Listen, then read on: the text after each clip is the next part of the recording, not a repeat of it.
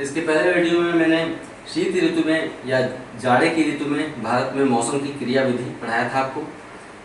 मैंने ये भी बताया था कि शीत ऋतु में भारत में दो अलग अलग तरह की हवाओं से वर्षा प्राप्त होती है, एक पश्चिमी विक्षोभ से और दूसरा उत्तर पूर्वी मानसून से, है ना। उत्तर पूर्वी होता क्या है पहले ये समझ लीजिए। अगर ये हम चार दिशाएं ले लें, उत्तर दक्षिण पूर्व पश्चिम, है ना, उत्तर दक्षिण पूर्व पश्चिम, तो ये वाली दिशा उत्तर पूर्वी हो गई, है ना, क्योंकि इधर पूर्व है इधर उत्तर है, तो ये दिशा उत्तर पूर्वी हो गई। और ये दिशा दक्षिण पश्चिमी हो गई, क्यों? क्योंकि इधर दक्षिण है और इधर पश्चिम है। तो ये जो कॉर्नर वाली दिशा है, कोने वाली, इसे हम कहते हैं दक्षिणी पश्चिमी और इसे उत्तर पूर्वी। तो शीत ऋतु में मौसम की क्रियाविधि मैंने बताया था कि ठंडी के दिनों में, जाड़े की ऋतु में भारत में दो तरह की हवाओं से वर्षा प्राप्त होती है। एक है पश्चिमी विक्षोभ, दूसरा है उत्तर पूर्वी मानसून। हवाएं जिस तरफ से चलती हैं उसी दिशा के नाम पर उसका नाम रख देते हैं। ये एरो देख रहे हैं, तीर बना हुआ है, ये एरो दिखा रहा है कि हवाएं उत्तर पूर्व से बह रही हैं और दक्षिण पश्चिम की तरफ जा रही हैं। तो जिधर से हवाएं आती हैं उस दिशा की तरफ से नाम रख देते हैं। तो इन हवाओं का नाम क्या होगा? उत्तर पूर्वी मानसून, क्योंकि उत्तर पूर्व की तरफ से बहकर ये आ रही हैं। जाड़े के दिनों में दो तरह की हवाओं से वर्षा प्राप्त होती है, पश्चिमी विक्षोभ से और उत्तर पूर्वी मानसून से। पश्चिमी विक्षोभ इसके पहले वाले वीडियो में आपने अच्छे से पढ़ा। आइए आज हम उत्तर पूर्वी मानसून पढ़ते हैं। हेडिंग डाल दीजिए, शीत ऋतु में मौसम की क्रियाविधि डैश उत्तर पूर्वी मानसून। किताबों में तो सिर्फ इतना ही लिखा रहता है कि भारत में उत्तर पूर्वी मानसून से तमिलनाडु के कोरोमंडल तक पर वर्षा होती है, लेकिन मेरे साथ आप जुड़े हैं तो क्यों न उत्तर पूर्वी मानसून के विषय में थोड़ा सा विस्तार से जान लें। क्योंकि अगर इसे आप विस्तार से जान लिए जो उत्तर पूर्वी मानसून है, तो मेरे आगे की वीडियो तो समझ में आएंगी, बहुत सारे आपको एक्स्ट्रा फैक्ट्स मिलेंगे जो कि आपको हमेशा पढ़ाई में मदद करेंगे। तो हेडिंग डाल दिया आपने, उत्तर पूर्वी मानसून। पॉइंट लिखिए पहला, जाड़े के दिनों में या जाड़े की ऋतु में भारत में केवल पश्चिमी विक्षोभ से ही वर्षा नहीं होती, बल्कि उत्तर पूर्वी मानसून से भी भारत में वर्षा होती है। नेक्स्ट पॉइंट, जहां पश्चिमी विक्षोभ से उत्तर भारत के पहाड़ी और मैदानी राज्यों में वर्षा होती है, वहीं उत्तर पूर्वी मानसून से तमिलनाडु के कोरोमंडल तट पर वर्षा प्राप्त होती है। ये ना तमिलनाडु तट को हम क्या कहते हैं? कोरोमंडल तट। तो जहां पश्चिमी विक्षोभ से उत्तर भारत के पहाड़ी और मैदानी राज्यों में वर्षा होती है, वहीं उत्तर पूर्वी मानसून से तमिलनाडु के कोरोमंडल तट पर वर्षा प्राप्त होती है। अब पश्चिमी विक्षोभ से उत्तर भारत की पहाड़ी और मैदानी राज्यों में जो वर्षा प्राप्त होती है, उसे देखने के लिए इसके पहले वाला वीडियो आप देख सकते हैं, जिसमें हमने पश्चिमी विक्षोभ के बारे में मैंने डिटेल से पढ़ाया है। आज हम उत्तर पूर्वी मानसून के बारे में पढ़ेंगे, ठीक है। तो मैंने यहाँ पे बताया कि उत्तर पूर्वी मानसून से भारत में केवल और केवल तमिलनाडु की कोरोमंडल तट पर वर्षा प्राप्त होती है। तो उत्तर पूर्वी मानसून के विषय में थोड़ा सा डिटेल में जानते हैं। कैसे? विषुवत रेखा 0 डिग्री अक्षांश, इसके उत्तर में 35 डिग्री उत्तरी अक्षांश और दक्षिण में 35 डिग्री दक्षिणी अक्षांश, है ना, 35 डिग्री उत्तरी 35 डिग्री दक्षिणी। मैं बात बताऊंगा कि ये क्या है। विषुवत रेखा पर साल भर सूर्य की लंबवत किरणें पड़ती हैं। सूर्य की लंबवत किरणें साल भर विषुवत रेखा पर पड़ती है। इसके चलते विषुवत रेखा पर जो धरती है धधकने लगती है गर्म होकर। जब धरती धधकने लगती है विषुवत रेखा पर, तो विषुवत रेखा पर हवाएं गर्म होकर ऊपर उठती हैं। ये साल भर ये चक्र चलता है। मैंने यहाँ ग्लोब पर दिखाया है इस चीज को, यहाँ मैंने धरातल को दिखाया है। ये देखिए धरातल है, धरातल पर 0 डिग्री अक्षांश, ये 35 डिग्री उत्तरी और 35 डिग्री दक्षिणी। तो 0 डिग्री पर यानी विषुवत रेखा पर साल भर सूर्य की लंबवत किरणें पड़ती हैं। इसके चलते विषुवत रेखा पर धरातल धधकने लगता है, धरातल धधकने लगता है, तो विषुवत रेखा पर हवाएं गर्म होकर ऊपर उठती हैं। देख रहे हैं ये एरो ऊपर उठा हुआ है, इसका अर्थ है कि हवाएं गर्म होकर यहाँ ऊपर उठती हैं। तो विषुवत रेखा पर चूंकि साल भर हवाएं गर्म होकर ऊपर उठती हैं, इसलिए विषुवत रेखा पर साल भर वायुमंडल में निम्न दाब का क्षेत्र पाया जाता है। मैं जो भी बोल रहा हूँ उसे सुनिए ही नहीं बल्कि लिखते भी रहिए, क्योंकि मैं दोहराऊंगा नहीं, वीडियो ज़्यादा लंबा खींचना नहीं चाहता हूँ। देखते रहिए। तो विषुवत रेखा पर सूर्य की लंबवत किरणें साल भर पड़ती हैं। इसके चलते विषुवत रेखा पर वायुमंडल गर्म होकर वायु ऊपर उठती है, वायुमंडल में वायु ऊपर उठ जाती है। इसके चलते विषुवत रेखा पर साल भर निम्न दाब का क्षेत्र पाया जाता है। क्यों? क्योंकि हवाएं गर्म होकर ऊपर उठती हैं, तो हवाओं में दबाव कम होता है, हवाएं नीचे प्रेशर नहीं लगाती हैं, बल्कि हवाएं ऊपर उठती जाती हैं। इसके चलते विषुवत रेखा पर साल भर वायुमंडल में निम्न दाब का क्षेत्र पाया जाता है। प्रकृति का लक्षण है कि जहां भी खाली स्थान होगा, उस खाली स्थान को भरने के लिए कोई न कोई जरूर आएगा। प्रकृति में ही नहीं, समाज में, राजनीति में, आर्थिक क्षेत्र में, कहीं भी खाली स्थान है तो उसे भरने के लिए कोई न कोई जरूर आएगा। तो विषुवत रेखा पर जब वायुमंडलीय निम्न दाब, इसे हम कहते हैं विषुवत रेखीय निम्न दाब। विषुवत रेखा पर जो वायुमंडल में निम्न दाब का क्षेत्र पाया जाता है, पूर्व से लेकर पश्चिम पूरे ग्लोब पर निम्न दाब का क्षेत्र विषुवत रेखा पर, इसे हम कहते हैं विषुवत रेखीय निम्न दाब का क्षेत्र। नेक्स्ट पॉइंट, विषुवत रेखीय निम्न दाब के क्षेत्र को भरने के लिए दोनों गोलार्धों से हवाएं चल पड़ती हैं। फिर से दोहरा रहा हूं थोड़ा डिटेल में। विषुवत रेखीय निम्न दाब के क्षेत्र को भरने के लिए दोनों गोलार्धों से 35 डिग्री उत्तरी अक्षांश और 35 डिग्री दक्षिणी अक्षांशों से विषुवत रेखा की तरफ हवाएं चल पड़ती हैं। किस लिए? विषुवत रेखीय निम्न दाब के क्षेत्र को भरने के लिए। इन हवाओं को हम व्यापारिक पौने कहते हैं। ठीक। नेक्स्ट पॉइंट, व्यापारिक पौने 35 डिग्री व्यापारिक पौने दोनों गोलार्धों में, मतलब उत्तरी और दक्षिणी दोनों गोलार्धों में 35 डिग्री अक्षांश से लेकर 0 डिग्री अक्षांश अर्थात विषुवत रेखा तक प्रवाहित होती हैं। नेक्स्ट पॉइंट, जब व्यापारिक पौने 35 डिग्री अक्षांश से विषुवत रेखा की तरफ प्रवाहित होती हैं, तो ये पौने सीधे विषुवत रेखा की तरफ न जाकर पश्चिम की दिशा में प्रवाहित होती है। ये देख रहे हैं, थोड़ा पश्चिम की तरफ मैंने इनको झुका दिया है, उत्तरी गोलार्ध में भी और दक्षिणी गोलार्ध में। तो दोनों गोलार्धों में व्यापारिक पौने सीधे विषुवत रेखा पर न जाकर पश्चिम की ओर रुख कर लेती हैं, पश्चिम की ओर रुख कर लेती हैं। ऐसा इसलिए, नेक्स्ट पॉइंट, ऐसा इसलिए क्योंकि फ्लोन एक वायुमंडल का अध्ययन करने वाले वैज्ञानिक हैं। ठीक है, क्योंकि फ्लोन के नियम के अनुसार हवाएं उत्तरी गोलार्ध में अपनी दाईं ओर मुड़ जाती हैं और दक्षिणी गोलार्ध में अपनी बाईं ओर मुड़ जाती हैं। फ्लोन के नियम के अनुसार उत्तरी गोलार्ध में हवाएं अपनी दाईं तरफ, लिखिए, उत्तरी गोलार्ध में हवाएं अपनी दाईं तरफ और दक्षिणी गोलार्ध में अपनी बाईं तरफ मुड़ जाती हैं। ये देखिए, उत्तरी गोलार्ध में जो हवा आ रही है वो अपनी दाईं तरफ मुड़ गई, यानी ये मेरा दायां हाथ है ना, तो ये दाईं तरफ मुड़ गया इधर, और दक्षिणी गोलार्ध में हवा अपनी बाईं तरफ मुड़ गई। ये देख रहे हैं, बाईं तरफ। तो दक्षिणी गोलार्ध में बाईं तरफ मुड़ गई, उत्तरी गोलार्ध में हवा दाईं तरफ मुड़ गई। इसका परिणाम ये होता है कि दोनों गोलार्ध में व्यापारिक पौने पश्चिम दिशा में रुख कर लेती हैं। दोनों गोलार्धों में व्यापारिक पौने पश्चिम दिशा में रुख कर लेती हैं। नेक्स्ट पॉइंट, इसके परिणाम स्वरूप उत्तरी गोलार्ध में व्यापारिक कोणों की दिशा उत्तर पूर्व से दक्षिण पश्चिम हो जाती है। उत्तरी गोलार्ध में व्यापारिक कोणों की दिशा उत्तर पूर्व से दक्षिण पश्चिम हो जाती है और दक्षिणी गोलार्ध में व्यापारिक कोणों की दिशा दक्षिण पूर्व से उत्तर पश्चिम की तरफ हो जाती है। यानी ये जी ऐसी अगर हम दिशा बनाएंगे तो इसको क्या कहेंगे? दक्षिण पूर्व से उत्तर पश्चिम, दक्षिण पूर्व से उत्तर पश्चिम। वही मैंने कहा, दक्षिणी गोलार्ध में व्यापारिक कोणों की दिशा दक्षिण पूर्व से उत्तर पश्चिम की तरफ हो जाती है। ठीक है, इन व्यापारिक कोणों को हम नाम क्या देते हैं? हमने बताया थोड़ी देर पहले कि व्यापारिक कोणें जिस दिशा में जाती हैं उस दिशा के नाम पर उनका नाम नहीं रखते हैं, बल्कि जिस दिशा से आती हैं उसके नाम पर हम हवाओं का नाम रखते हैं। तो इसलिए उत्तरी गोलार्ध में इन कोणों को उत्तर पूर्वी व्यापारिक कोण और दक्षिणी गोलार्ध में इन्हें हम दक्षिण पूर्वी व्यापारिक कोण कहते हैं। उत्तरी गोलार्ध में इसे हम उत्तर पूर्वी व्यापारिक कोण और दक्षिणी गोलार्ध में दक्षिण पूर्वी व्यापारिक कोण कहते हैं। समझ में आ गया? ठीक है, अब एक वर्ड मैं आपको यहाँ पे बता रहा हूं,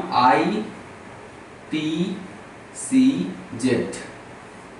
नेक्स्ट पॉइंट लिखिए, ITCZ अर्थात inter tropical conversion zone. English में कहते हैं inter tropical conversion zone, Hindi में कहते हैं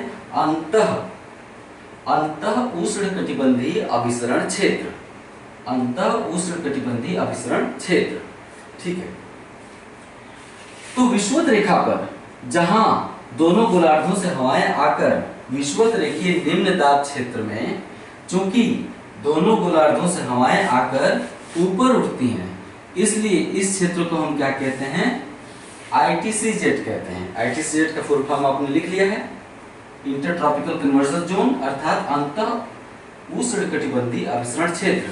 चूंकि विषुवत रेखा पर साल भर हवाएं दोनों गोलार्धों से आती हैं और टकराकर ऊपर उठ जाती हैं, इसके चलते हम विषुवत रेखीय अधिकतम तापमान की पेटी, विषुवत रेखा पर अधिकतम तापमान की पेटी है ना, क्योंकि साल भर सूर्य की लंबवत किरणें पड़ती हैं। तो चूंकि विषुवत रेखा पर साल भर हवाएं दोनों गोलार्धों से आती हैं और टकराकर ऊपर उठ जाती हैं, इसलिए हम विषुवत रेखीय अधिकतम तापमान की पेटी को क्या कहते हैं, अंतः उष्णकटिबंधीय अभिसरण क्षेत्र कहते हैं। नेक्स्ट पॉइंट, चूंकि सूर्य साल भर में कर्क और मकर रेखाओं के बीच विचलन करता है। हमने एक वीडियो में पहले विश्व भूगोल का जो दूसरा या तीसरा वीडियो जिसमें हमने मौसम परिवर्तन पढ़ाया है, विश्व भूगोल का दूसरा या तीसरा वीडियो मौसम परिवर्तन पढ़ाया है, उसमें मैंने बताया था कि सूर्य चूंकि पृथ्वी 13.5 डिग्री झुकी हुई है और 13.5 डिग्री झुकी हुई के साथ साथ सूर्य का परिक्रमण कर रही है पृथ्वी। इसका परिणाम ये होता है कि सूर्य की लंबवत किरणें कभी कर्क रेखा पर लंबवत पड़ती हैं, कभी मकर रेखा पर, यानी सूर्य की लंबवत किरणें कर्क रेखा से लेकर मकर रेखा के बीच विचलन करती हैं साल भर में, है ना। 21 जून को सूर्य की लंबवत किरणें कर्क रेखा पर होती हैं और 22 दिसंबर को सूर्य की लंबवत किरणें मकर रेखा पर होती हैं, है ना। तो नेक्स्ट पॉइंट आप लिखेंगे, चूंकि सूर्य की लंबवत किरणें कर्क और मकर रेखा के बीच विचलन करती हैं, अर्थात सूर्य उत्तरायण होता है और दक्षिणायन होता है। उत्तरी गोलार्ध में जाता है तो उसे कहते हैं उत्तरायण, दक्षिणी गोलार्ध में जाता है तो उसे कहते हैं दक्षिणायन। चूंकि सूर्य उत्तरायण और दक्षिणायन होता है, इसके चलते ITCZ अर्थात अंतः उष्णकटिबंधीय अभिसरण क्षेत्र भी विषुवत रेखा पर स्थिर नहीं होता है, बल्कि सूर्य के उत्तरायण होने और दक्षिणायन होने के साथ साथ ITCZ भी उत्तर और दक्षिण की तरफ दोलायमान रहता है, अर्थात विचलन करता है। ITCZ क्या है, हवाओं की टकराकर ऊपर उठने का क्षेत्र। तो हवाएं साल भर केवल विषुवत रेखा पर ही टकराकर ऊपर नहीं उठती हैं, जब सूर्य उत्तरायण होता है तो हवाएं यहाँ पर टकराकर ऊपर उठती हैं, और जब सूर्य दक्षिणायन होता है तो हवाएं यहाँ पर टकराकर ऊपर उठने लगती हैं। ऐसे आती है टकराकर, भाई जहाँ पर साल का सूर्य का लंबवत किरणें ज्यादा पड़ेगी वहीं तो खालीपन होगा ना, गर्म होकर हवा ऊपर उठेगी। सूर्य की लंबवत किरणें कहीं भी पड़ेगी तो हवा वहाँ गर्म होकर ऊपर उठेगी, एक निम्न दाब का क्षेत्र विकसित होगा, उस निम्न दाब के क्षेत्र को भरने के लिए दोनों दिशाओं से हवाएं आएंगी, उस क्षेत्र को हम कहते हैं ITCZ अंतः उष्णकटिबंधीय अभिसरण क्षेत्र। तो ITCZ सूर्य के उत्तरायण और दक्षिणायन होने के साथ ही ITCZ भी उत्तरायण और दक्षिणायन होता रहता है। इतनी बात आप समझ गए। नेक्स्ट पॉइंट, ठंडी के दिनों में जब सूर्य दक्षिणायन होता है तो ITCZ भी दक्षिण की तरफ चला जाता है, यानी दक्षिणी गोलार्ध में चला जाता है। इसके चलते भारत पूरी तरह से उत्तर पूर्वी व्यापारिक कोण के अधीन हो जाता है। भारत कहाँ है, कर्क रेखा भारत के बीचों बीच गुजरती है ना, तो भारत कहाँ है, यहाँ है ना, कर्क रेखा भारत के बीचों बीच गुजरती है। तो ठंडी के दिनों में जब सूर्य दक्षिणायन होता है तो ITCZ भी दक्षिण की तरफ चला जाता है। इसका परिणाम होता है कि भारत पूरी तरह से उत्तर पूर्वी व्यापारिक कोणों के, ये देखिए व्यापारिक कोण है ना, बह रही हैं उत्तर पूर्व से दक्षिण पश्चिम की तरफ। तो सूर्य जब दक्षिणायन होता है तो ITCZ भी सर्दी के दिनों में दक्षिण की तरफ चला जाता है, दक्षिणी गोलार्ध में चला जाता है। इसके परिणाम स्वरूप भारत पूरी तरह से उत्तर पूर्वी व्यापारिक कोणों के अधीन आ जाता है। ये जो एरो मैंने बनाया है यही है उत्तर पूर्वी व्यापारिक कोण, ठीक है। नेक्स्ट पॉइंट, चूंकि उत्तर पूर्वी व्यापारिक कोणें स्थल खंडों से बहकर आती हैं, देखिए इधर से बहकर आ रही हैं, चूंकि उत्तर पूर्वी व्यापारिक कोणें स्थल खंड से या महाद्वीप से बहकर आ रही हैं, इसलिए इन कोणों में नमी की मात्रा 0 होती है, नगण्य होती है, इनमें नमी की मात्रा नहीं होती है। उन्हीं हवाओं में नमी की मात्रा होगी जो समुद्र से बहकर आएंगी, क्योंकि हवाएं जो समुद्र के ऊपर से होकर बहती हैं तो समुद्र की नमी को सोख लेती हैं, चुरा लेती हैं। समुद्र में हमेशा भाप बनता रहता है ना, वो भाप कहाँ चला जाता है? हवाओं में। लेकिन जब हवाएं स्थल खंड के ऊपर से बहेंगी तो हवाओं में नमी नहीं रह जाती है, क्योंकि स्थल खंड में वाष्पीकरण नहीं हो पाता है, जल ही नहीं तो वाष्पीकरण कैसे होगा?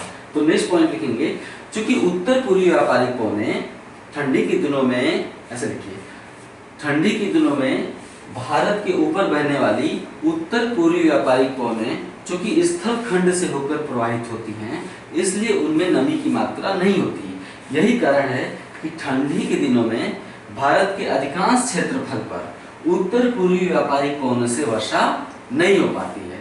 नेक्स्ट पॉइंट, लेकिन उत्तर पूर्वी व्यापारिक पवनों का वह भाग जो बंगाल की खाड़ी के ऊपर से प्रवाहित होता है, लेकिन उत्तर पूर्वी व्यापारिक पवन का वह भाग जो बंगाल की खाड़ी से होकर प्रवाहित होता है, इस क्रम में ये हवाएं बंगाल की खाड़ी से पर्याप्त मात्रा में नमी चुरा लेती हैं या नमी सोख लेती हैं। नेक्स्ट पॉइंट, बंगाल की खाड़ी के ऊपर प्रवाहित होने वाली उत्तर पूर्वी व्यापारिक पवन चूंकि पर्याप्त मात्रा में नमी ग्रहण कर लेती है, इसलिए जब ये पवन तमिलनाडु में पहुंचती है ना, ये देखिए सीधे कहाँ पहुंच रही है? तमिलनाडु में। ये पवन तमिलनाडु में पहुंचती है तो पूर्वी घाट से टकराकर वर्षा कर देती है, अर्थात पूर्वी घाट से टकराकर अपनी नमी को छोड़ देती है। यही कारण है कि ठंडी के दिनों में उत्तर पूर्वी मानसून से तमिलनाडु के कोरोमंडल तट पर वर्षा प्राप्त होती है। समझ गए आप इतनी सी बात? मैं फिर से रिपीट कर रहा हूं, क्योंकि उत्तर पूर्वी व्यापारिक पवन स्थल खंड से होकर प्रवाहित होती है, इसलिए उसमें नमी की मात्रा नहीं होती है। नेक्स्ट पॉइंट, यही कारण है कि शीत ऋतु में उत्तर पूर्वी व्यापारिक पवन से भारत के अधिकांश क्षेत्रफल पर वर्षा नहीं होती है। नेक्स्ट पॉइंट, लेकिन उत्तर पूर्वी व्यापारिक पवन का वह भाग जो बंगाल की खाड़ी के ऊपर से होकर प्रवाहित होता है, पर्याप्त मात्रा में नमी चुरा लेता है बंगाल की खाड़ी से और आगे बढ़कर तमिलनाडु में पूर्वी घाट से टकराकर वर्षा करता है। यही कारण है कि शीत ऋतु में तमिलनाडु के कोरोमंडल तट पर वर्षा प्राप्त होती है। चूंकि उत्तर पूर्वी व्यापारिक पवनें तमिलनाडु के कोरोमंडल तट पर वर्षा करती हैं, इसलिए इन्हें हम उत्तर पूर्वी मानसून भी कहते हैं, यानी उत्तर पूर्वी व्यापारिक पवनों को ही हम उत्तर पूर्वी मानसून कहते हैं। इसलिए अतः सिद्ध हो गया कि शीत ऋतु में वर्षा के दो क्षेत्रफल हैं। शीत ऋतु में वर्षा के दो क्षेत्र हैं। पहला, उत्तर भारत के पहाड़ी और मैदानी राज्य डैश, यहाँ पर वर्षा पश्चिमी विक्षोभ से होती है। दूसरा क्षेत्र, तमिलनाडु का कोरोमंडल तट डैश, यहाँ पर उत्तर पूर्वी मानसून से वर्षा होती है। आपका उत्तर पूर्वी मानसून खत्म। जस्ट इसका अगला वीडियो दक्षिणी पश्चिमी मानसून होता है, जो कि इस दिशा से आता है और इधर आता है ना, इस दिशा से आता है, यानी दक्षिण पश्चिम से बहकर उत्तर पूर्व की ओर प्रवाहित होता है गर्मी के दिनों में। तो अगला वीडियो दक्षिणी पश्चिमी मानसून होगा, जो कि गर्मी दिनों में भारत में ढेर सारी वर्षा लाता है। भारत की 90% वर्षा दक्षिणी पश्चिमी मानसून से होती है। क्यों? क्योंकि दक्षिणी पश्चिमी मानसून हिंद महासागर से होकर आता है और पूरे भारतीय उपमहाद्वीप में वर्षा करता है। तो अगले वीडियो के लिए तैयार हो जाइए। ज्यादातर क्वेश्चन दक्षिणी पश्चिमी मानसून से ही पूछे जाते हैं। ठीक है, आज अपनी प्रतिक्रिया दीजिएगा जरूर। हमेशा आप अपनी प्रतिक्रिया देते हैं, मुझे पढ़कर हमेशा बहुत ही अच्छा लगता है। मैं सबका रिप्लाई नहीं कर पाता हूँ, क्योंकि व्यस्तता इतनी अधिक हो जाती है मेरे लिए, क्योंकि सबका रिप्लाई पढ़कर उनका रिप्लाई करना संभव नहीं हो पाता है। इसके लिए मुझे अफसोस भी रहता है, लेकिन मैं प्रयास करता हूँ कि जो बहुत ही जरूरी कमेंट हैं उनका मैं रिप्लाई करूँ। तो इसी तरह से मेरे साथ जुड़े रहिए। भूगोल खत्म ही होने वाला है, आधा लगभग हो गया है, आधा और बाकी है। भूगोल के साथ साथ में दूसरे सब्जेक्ट भी जल्दी ही शुरू करने वाला हूँ, बस मुझे थोड़ा सा समय मिल जाए। मैं बाकी बारी बारी सभी सब्जेक्ट में समाप्त करूँगा आपके साथ। तो आप इसी तरह से मेरा उत्साहवर्धन करते रहिए। आप अक्सर कहते हैं कि मेरे अंदर इतनी ऊर्जा कहाँ से आती है, तो मेरी ऊर्जा का जो स्रोत है वो आप हैं। मुझे और कहीं से ऊर्जा नहीं मिलती है, मुझे सिर्फ और सिर्फ आप से ऊर्जा मिलती है। मैं कोई ऐसा खाना नहीं खाता हूँ, कोई ऐसी गोली नहीं खाता हूँ। आप मेरा उत्साहवर्धन करते हैं, इसलिए मेरा उत्साह बढ़ जाता है, और कोई बात नहीं है। जुड़े रहिए। नमस्कार।